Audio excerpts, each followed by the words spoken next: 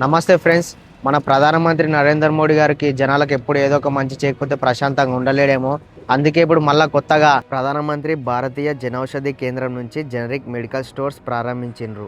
ఇది ఎక్కడో కాదు, మన ఆత్మకూరులో మన అందరి అందుబాటులో తెచ్చారు. ఇక్కడ బీపీ, షుగర్, గుండె జబ్బులు ఇట్లా అన్ని రకాల వ్యాధులకి మందులు దొరుకుతున్నాయి. అది కూడా 30 నుంచి 80% డిస్కౌంట్తోన. అంటే ₹1000 ఖర్చు అయ్యే మందులు ఇప్పుడు మీకు 300 నుంచి 400 మధ్యలోనే దొరుకుతున్నాయి.